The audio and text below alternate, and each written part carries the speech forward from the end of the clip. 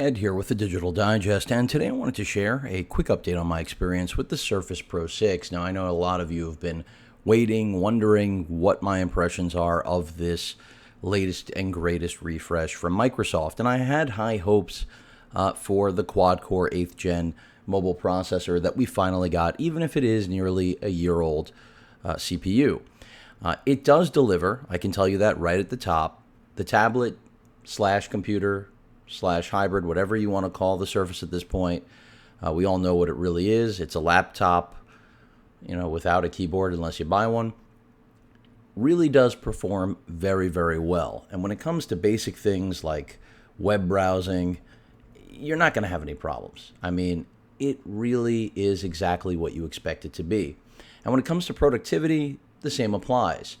Where it falls short is not having a Type-C port. And I mentioned this when I originally was covering this. Some pretty bad news today, even though I'm not going to get into the response to said news. I've never seen anything like this in my life, and it's pretty horrible that this is the state of affairs in our country. But the Surface Pro 6 has essentially everything going for it other than a Type-C port, and in my opinion, a fantastic display. Now, is the display great? Yes. Is the keyboard great? Also a check.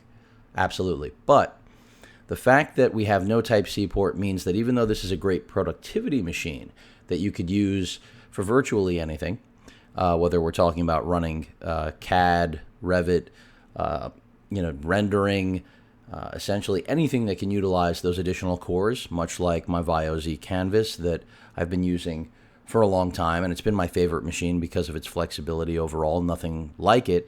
Well, now we've got, the lightest quad-core machine ever, because this is nearly a pound less than the Vaio Z Canvas with the keyboard attached, and that's a big deal.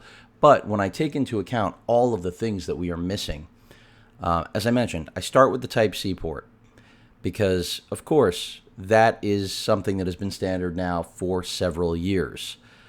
In fact, most new motherboards have Type-C ports. We're shifting finally away from being dependent on either, not that I hate on DisplayPort, but DisplayPort, which is on board here, is great, but Type-C is better. It's more versatile. Bandwidth, I mean, you can make the argument all day long. There's just no reason not to have a Type-C port. It's on the Surface Go. Why Microsoft decided to cut it out of this must boil down to margins. I can't come up with anything else. The display is my next qualm. I mentioned before it's a great display, but it's not better than my Vaio Z Canvas, and here we are 3 years later. Resolution, the actual screen size, it isn't better. I wish that it was, and this isn't the comparison, but it is my update on my experience and my reference point.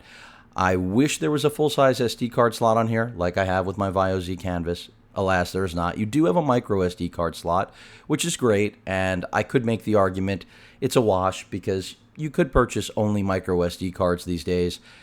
They're fast enough, capacity is definitely there, and pricing has become aggressive and will probably only get better. No Ethernet port, again, something on my Vaio Z Canvas. No HDMI, even though it's not HDMI 2.0 as I would like on the Canvas, it doesn't exist here. And what that means is that as light as this package is, inherently like every Surface before it, you're going to have to carry around a lot of crap in order to make this truly complete if you need any of those things. I mean, USB ports, you have one. My Vaio Z Canvas, 2. So again, the Vaio Z Canvas tried to wear many hats, really be a mobile desktop. Clearly, the Surface Pro, even here with this latest and greatest CPU from Intel, the 8th gen quad-core, which does beat out, of course, my older 4th gen quad-core chip inside the Vaio Z Canvas. It's a blessing. But why did this blessing have to be shunned and not get anything to accompany it beyond essentially a display port, a micro SD card slot, and a single USB port? I mean, yes, we have pen input. We've always had that. I just don't know what's going on here. And I'm going to go over to the red zone. Just got back from a trip to Atlanta. That's not the correct one, excuse me. It's .org. Learned that working for Monday Night Football very quickly. The Giants are making moves, not going off topic there. If I want to start a Giants channel and anyone has interest, you let me know. They're in bad shape. But the whole point is that this tablet has immense potential, but in that processor, the redesigned thermals, the battery life is fantastic. I can tell you right now, I've been getting 8 hours. It conditions itself properly, so I'm not getting any of those typical quirks that I did with previous gen Surface Pros.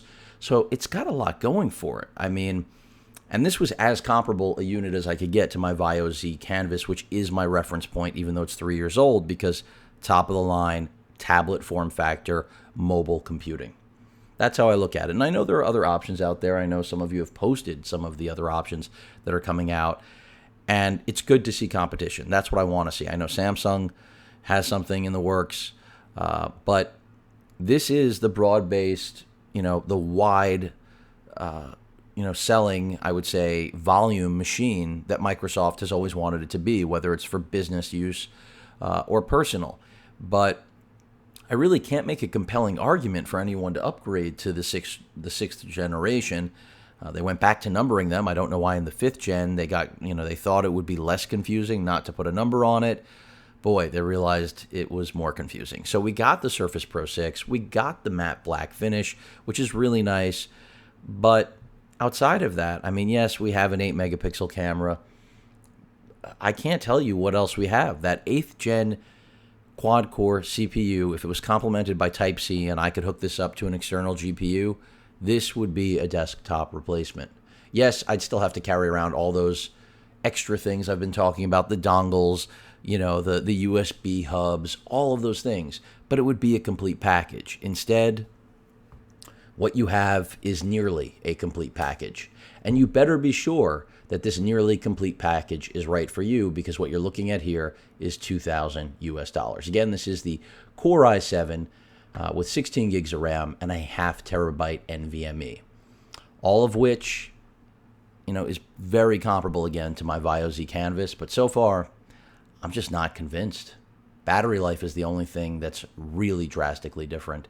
And of course, form factor if you don't carry all the extra stuff. Any questions or comments, please feel free to let me know. Post them, please. Hit that like button. And as usual, please feel free to subscribe. Later.